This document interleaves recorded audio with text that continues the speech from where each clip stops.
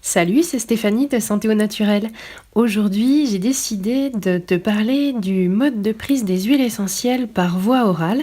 Donc, on va voir les différentes possibilités qui s'offrent à toi et je vais te donner un peu mon avis sur chacun, leurs avantages et leurs inconvénients. Alors, tout d'abord, il y a quelques personnes qui vont prendre les huiles essentielles pures, directement en bouche. Ça va être possible pour certaines huiles essentielles, mais c'est pas un mode de prise qui est trop recommandé. En tout cas, il ne doit jamais être utilisé, chez les enfants.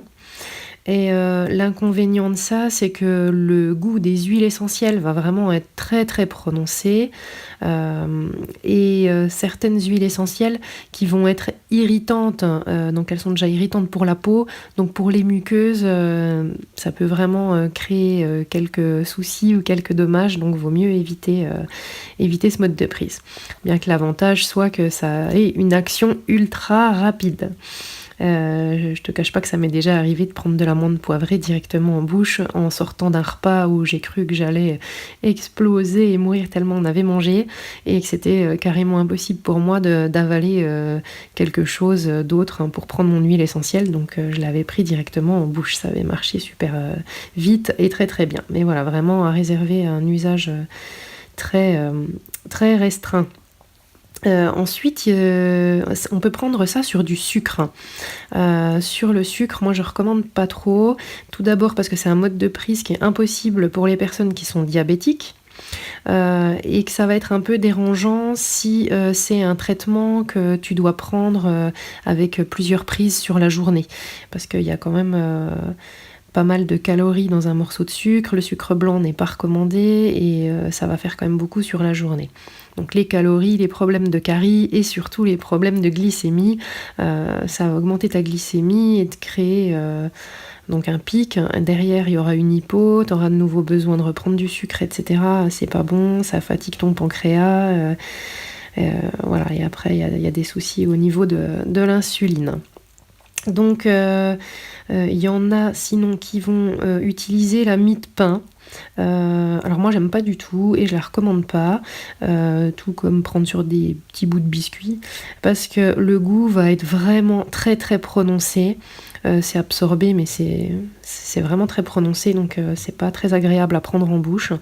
Et il y a aussi un risque, c'est que ta mie de pain elle reste coincée dans un petit coin de ton estomac, qu'elle reste bloquée là et que du coup au niveau irritation ce soit quand même pas top. Donc surtout si tu as des problèmes d'estomac, d'ulcère ou d'irritation gastrique, c'est pas terrible et si t'en as pas, ça sert à rien de se déclarer de nouveaux problèmes. Ensuite il y a le miel. Alors le miel, j'aime beaucoup mieux. C'est moins sucré que le sucre pur, c'est meilleur que le sucre blanc pour la santé.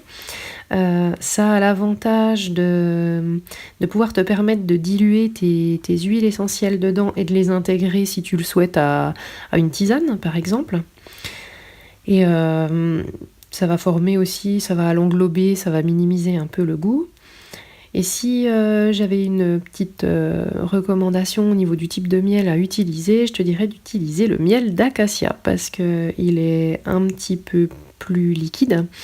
Et il y a au niveau des enzymes qui le composent, c'est mieux, il n'y a pas de dégradation de l'huile essentielle. J'en avais parlé une fois avec un apiculteur et a priori voilà, c'est vraiment le miel d'acacia qui est à préférer pour ce type de prise.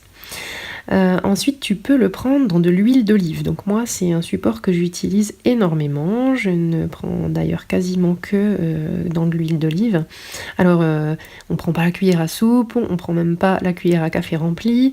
On en met juste un petit peu dans une cuillère à café et on dépose nos gouttes dedans. Ça parfume l'huile. Alors l'huile d'olive, il en existe plusieurs sortes.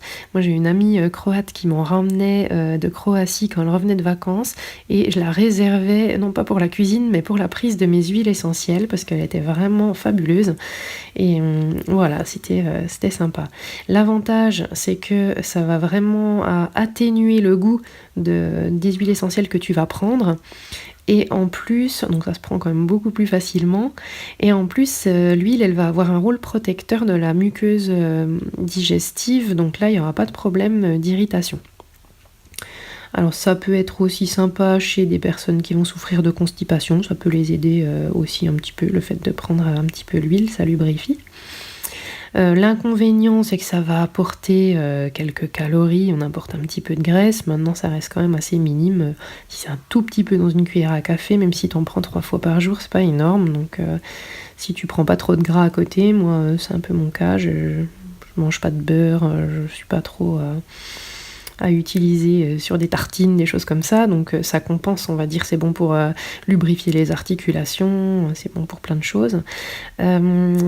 Faut faire attention si tu es sujet à diarrhée, par contre c'est peut-être pas terrible de prendre les huiles essentielles dans ton cas.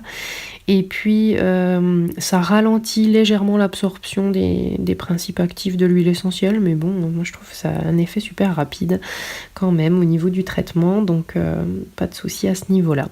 Ensuite, il y a les comprimés neutres. Donc les comprimés neutres, c'est vraiment ce qu'il y a à favoriser. Tu vas les trouver sous forme de plaquettes ou de flacons en pharmacie ou en parapharmacie, avec donc des petits comprimés à l'intérieur. Ces comprimés, c'est des comprimés de levure, hein, et sur ceux-ci, tu vas déposer tes gouttes d'huile essentielle. Donc tu déposes ta première goutte, t'attends qu'elle soit absorbée, tu mets ta deuxième, et ça permet d'être un support absorbant.